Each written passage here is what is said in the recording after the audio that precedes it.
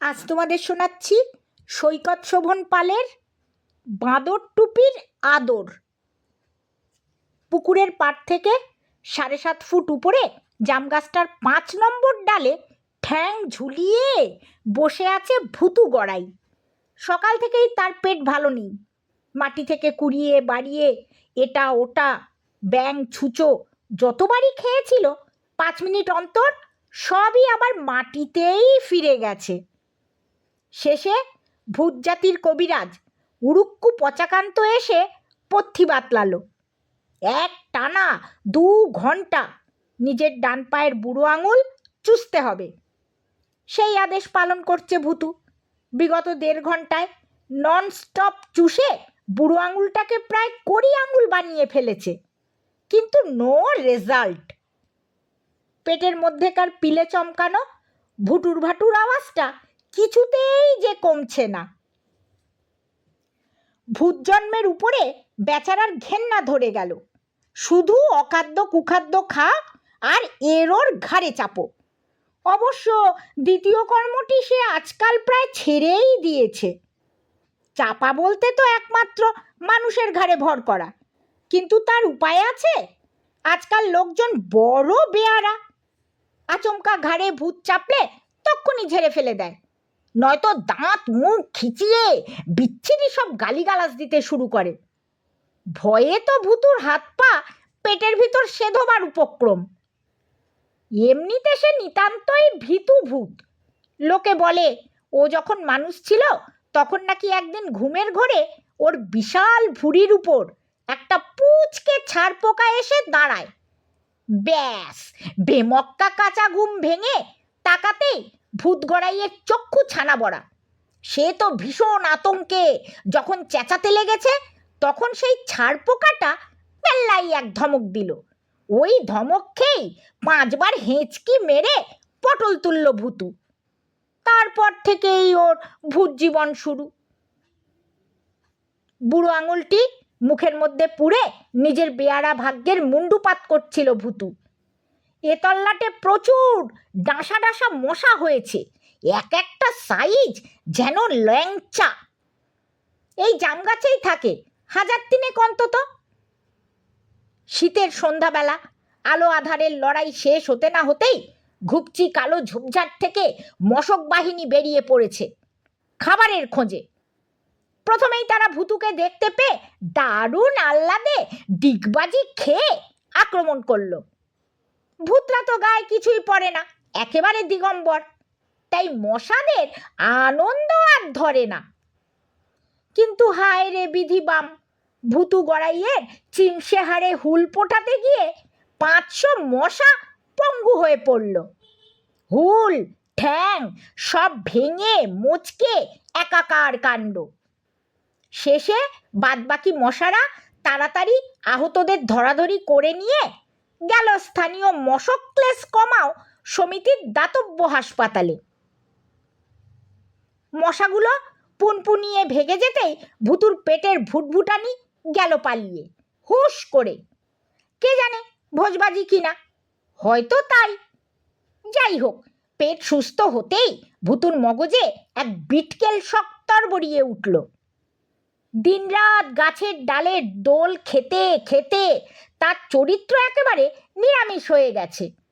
ওই তো বটতলার পেঁচো মামা, কবরখানার মামদো চাচা, ওরা কেমন মানুষজনের ঘাড়ে চেপে ঘুরে বেড়ায়, আর সে নিজে কেন পারে না? এ তো মোটেই ভালো কথা নয়। যতই মনমরা হয়ে ঝিমোবে পেটের রোগ তত জাঁকিয়ে বসবে।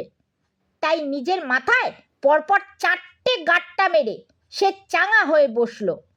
বাবা ভোলানাথের নাম করে গোটা কতক ডন বৈঠক টেনে হাত পা ছাড়িয়ে নিল। তারপর ওঁত পেতে রইল গাছের ডালে।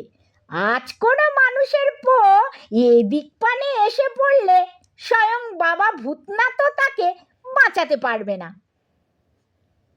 বেশিক্ষণ ঘাপটি মেরে থাকতে হলো না। আবছা অন্ধকার ঠেলে এক টেকো বুড়ো ঠুকঠুক করে এগিয়ে আসছে। লোকটার তেল চুকচুকে টাকটা বেশ লোভনীয়।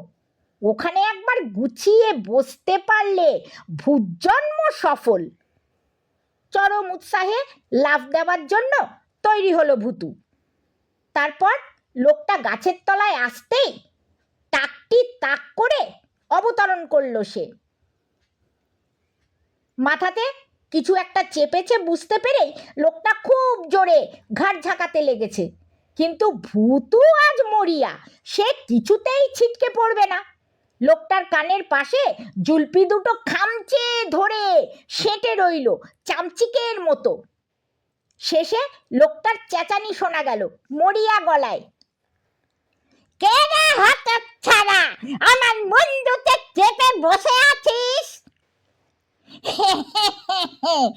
আমি ভূত, তাড়াতাড়ি উত্তর দিল ভুতু। শুনে বাজখাই স্বরে লোকটা বলে উঠল, তা আমার মাথায় হঠাৎ চাকলি কেন বেটা?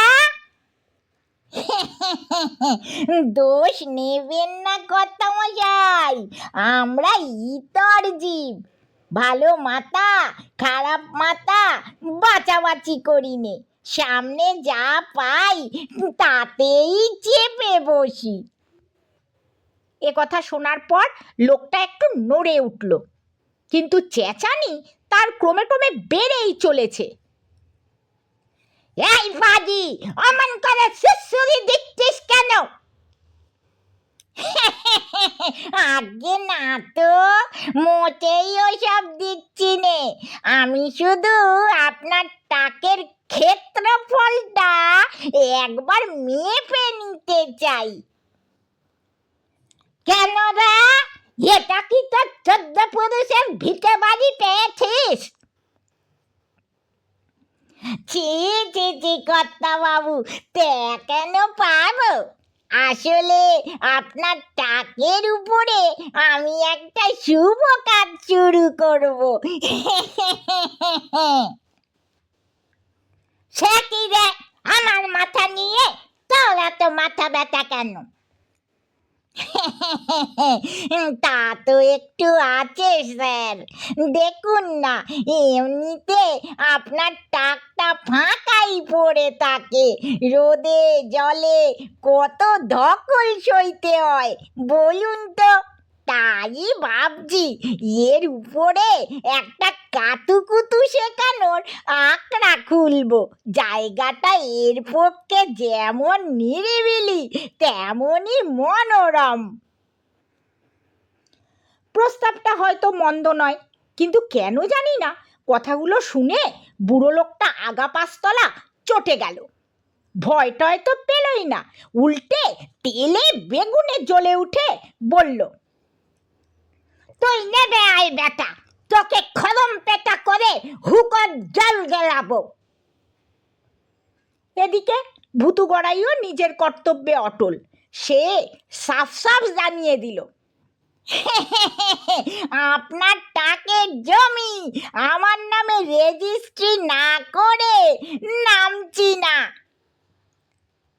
ও ধর্মপুত্র একেবারে জবরদখল করে বলে কিনা রেজিস্ট্রি। বচসা চলল আরও কিছুক্ষণ, কিন্তু ভূতের সঙ্গে যুক্তিতর্কে যেটা মানুষের কাজ নয়। আবার টেনে হিচড়ে নামাতে গেলে খামচে টামচেও দিতে পারে। অগত্যা বুড়ো লোকটা বিনয়ের অবতার হয়ে ধানাই পানাই শুরু করলো। ওদিকে ভুতু গড়াইয়ের সেই একগো, কোনো কথাতেই আর চিড়ে ভিজবে না। আর তাছাড়া অনেক দিন পরে একটা জবর মাপের টাকে চাপা তার সম্ভব হয়েছে। নিজের সাহসের কথা ভাবতে ভাবতে ভুতুর 10 ইঞ্চি বুকের ছাতি ফুলে 20 ইঞ্চি হয়ে গেল। এই প্রথম ভূতগিরির উপরে একটা আস্থা ফিরে পেল সে। মানুষকে জ্বালাতন করে এত আনন্দ, আহা, কি মজা, কি ফুর্তি। হঠাৎ এরই মাঝে মিনমিনে সুরে লোকটা বলল, ও বাবা ভূত, অভয় যাও তো, একটা কথা বলি। উক্তিটা বেশ আমেজ করে শুনল ভুতু। সে এখন ঠ্যাংয়ের উপরে ঠ্যাং নাচিয়ে আরামে আধ শোয়া। সেই অবস্থাতেই চোখ পিটপিট করে অনুমতি দিল, তা বলতে পারেন। বলছিলাম কি, বড় ঠান্ডা পড়েছে তো, তাই যদি বাঁদর টুপিটা একটু পরে নি, তোমার কোনো আপত্তি নেই তো? তোমাকে অবশ্য নামতে হবে না, নিশ্চিন্ত হয়ে আরাম করো। প্রস্তাবটা মঞ্জুর করলো ভুতু গড়াই। মোটের উপর লোকসান তো হচ্ছে না, শিরশিরানো ঠান্ডাও এখন ভালোই, মুফতে একটু পশমের গরম পেলে মন্দ কি। কিন্তু বুড়োর ফাঁদে পা দিতে চলেছে সে কথা কি ভুতুর মগজে আসে? অতএব সে চালে গন্ডগোল করে ফেলল। প্রমাণ হয়ে গেল শুধু মানুষেরই নয়, ভূতেরও ভুল হয়, তাও আবার যেমন তেমন নয়, ভীমরতির চরম মাসুল। মিটিমিটি ফিচেল হাসি হেসে লোকটা একখানা খয়েরি রঙের পুরানো বাঁদর টুপি ঝোলা থেকে বের করলো। তারপর একটু ঝেড়ে ঝুড়ে নিয়ে খপ করে মাথায় চাপিয়ে টেনে টুনে আটসাট করে সোজা গলা অবধি নামিয়ে নিতেই ভুতুর তো দফারফা। এমন বিকট খাঁচায় বেচারা জন্মে ঢোকেনি। যে টাকের উপরে বসে সে এত হম্বিতম্বি করেছে, সেই টাকেই তার চিড়ে চাপটা হওয়ার জোগাড়। বাঁদর টুপির টাইট গেঁড়াকলে পড়ে চুপসিয়ে গুটিয়ে ভুতু একেবারে 1 টাকার কয়েনের মতো হয়ে গেল। রাগে দুঃখে আর ব্যথায় যত সে ত্রাহি ত্রাহি চেঁচায়, ততই বেহারা লোকটা চোখ দুটি বুজে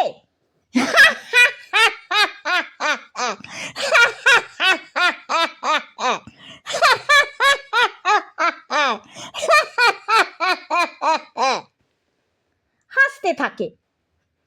ভুতু বিস্তর যুক্তিতর্ক দেখালো, গালিগালাজ থেকে কাকুতি মিনতি সব করলো, কিন্তু বেটা বুড়ো মহা ঢেঁটা। অবশ্য শেষ অবধি ভুতু অনেক ঘেমে নে ধস্তাধস্তি করে তবে রেহাই পেল। কোনো এক যুগে টুপিটার পিছন দিকে জনৈক মহান ইঁদুর ছোট্ট একখানা ফুটো করে দিয়েছিল। হাত পা চালাতে চালাতে সেটা খুঁজে পেয়েই প্যাকাটির মতো পাতলা দেহ গলিয়ে সুরুত করে বেরিয়ে ভুতু সেখান থেকে ফুরুত। বাপরে বাপ, কি নাস্তা নাবুদ! লোকটার খপ্পর থেকে পালিয়ে সে লেংচে লেংচে রওনা হলো উড়ুক্কু পচাকান্তর ডাক্তারখানার দিকে। হাড়ের নাটবল্টুগুলো সব ঢিলে হয়ে গেছে, তাড়াতাড়ি 1 ডোজ কড়া মাপের দাওয়াই খেতে হবে যে তাকে।